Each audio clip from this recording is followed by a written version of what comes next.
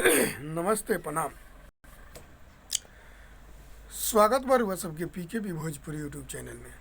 और हम बानी आप सबके छोट भाई प्रेम कुमार। आप सबके बता दें कि बहुत ही शानदार, बहुत ही मज़ेदार गाना आज रिलीज भइल बा भैया रितेश पांडे जी के। बहुत ही खतरनाक गाना रितेश पांडे जी के जो रिलीज भइल बा बेब म्यूजिक ऑफिशियल चैनल से, ब्यूटीफुल दुल्हनिया। ब्यूटीफुल दुल्हनिया बहुत ही शानदार गाना, यानी धोबी गीत रितेश पांडे जी और बरसा तिवारी जी मिल के ये गाना के गौले बने। रुआ सबके बता दी कि ये गाना के जोड़ा नहीं खे, धोबी गीत जौना के कहल जाला, बहुत ही लयदारी खाटी भोजपुरी गाना बा कि हमके ब्यूटीफुल चाही दुल्हनिया ना, बहुत ही मस्त गाना बा। तो रुआ सब भी गाना के सुनी, ढेर सारा आशीर्वाद दी और इतना शेयर करी गाना के कि ताकि भोजपुरी के एगो मतलब अलग भी बहुत अच्छा गाना बा, तो एक और कुछ अलग पहचान मिले के चाहिए। तो रुआ सब की भी सब गाना सुने के चाहिए और ये गाना देखे के चाहिए। तो रुआ सभी गाना के सुनी और देखी, वीडियो भी देखी, बहुत ही अच्छा गाना बा। ये गाना के बरसा तिवारी भैया रितेश पांडे जी मिल के गौले बनी गाना के, तो बहुत ही गाना अच्छा लागल। हम भी गाना के देखनी, रुआ सब भी गाना के सुनी, रुआ सब भी गाना के देखी और ढेर सारा प्यार आशीर्वाद दी, ढेर शेयर करी। गाना के लिखले बनी जेडी जादव जी और म्यूजिक दिले बनी छोटू रावत जी। रुआ सबके पता होके के चाही कि जब म्यूजिक छोटू रावत जी के बनेला तो भोजपुरी में कुछ अलग ही तांडव मचेला। तो ऐसा गाना छोटू रावत जी के मतलब म्यूजिक बनावल बा कि म्यूजिक ही सुन के बहुत ही दिल खुश हो जाता और मज़ा आ जाता। म्यूजिक सुनला के बाद ही कुछ रुआ सब अलग अंदाज लगाए। तो हम कहे कि रुआ सभी गाना के ढेर सारा प्यार आशीर्वाद दी, ढेर गाना के सुनी, ढेर मतलब शेयर करी, बहुत ही शेयर करी, ताकि रितेश पांडे जी के गाना अलग ही कुछ अंदाज में बा।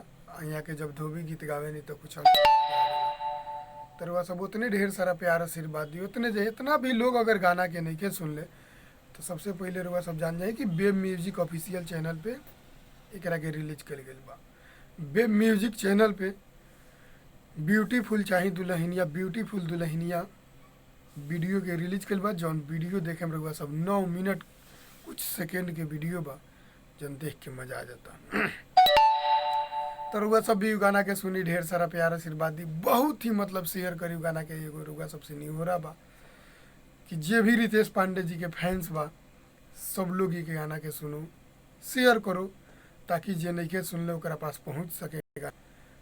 जे भी वीडियो के माध्यम से देखा तो बेब म्यूजिक चैनल के बेब म्यूजिक सर्च करी या Ritesh Pandey latest song search करी, ब्यूटीफुल दुल्हनिया गाना रुआ सबके सुने के मिल जाए।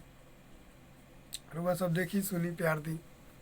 ऐसे ही हमारे पीकेपी भोजपुरी यूट्यूब चैनल के भी ढेर सारा प्यार दी और ये हमारे वीडियो के शेयर करी, लाइक करी, कमेंट करी, कमेंट करके बताई कि गाना कैसा लगा। पहले सबसे पहले हमार वीडियो देखला के बाद गाना सुनी, गाना सुनला के बाद हमार वीडियो में कमेंट करके बताई कि गाना लागल कैसन। तो हम रुआ सबसे पूरा उम्मीद बा कि गाना बहुत ही रुआ सबके अच्छा लगी, ढेर सारा रुआ सबके प्यार आशीर्वाद मिली। तो रुआ सब गाना सुनम, ढेर सारा प्यार आशीर्वाद देम। तो ऐसे ही पीकेपी भोजपुरी यूट्यूब चैनल के रुआ सब भी मतलब सब्सक्राइब करी, सब्सक्राइब करके शेयर करी, वीडियो के लाइक करी, कमेंट करके बताई कि हमार वीडियो बनावल भी कैसन अच्छा लागल। तो सही रहुआ सब प्यार आशीर्वाद दी, वीडियो के लाइक करी, शेयर करी, सब्सक्राइब करी। ब्यूटीफुल दुल्हनिया ये वीडियो के देखल ना भूली, गाना के सुनल ना भूली। तो ब्यूटीफुल दुल्हनिया जौन बेब म्यूजिक ऑफिशियल चैनल से रिलीज भइल बा, रितेश पांडे, बरसा तिवारी जी और गाना के लिखले बानी, फिर से एक बार रुआ सब सुन ली। ई गाना के जौन अपना कलम से लिखले बानी जेडी जादव जी और म्यूजिक के सजौले बानी छोटू रावत जी। तो ये सब ऐसा ही प्यार बनौले रही और ढेर सारा प्यार आशीर्वाद दी। प्रणाम।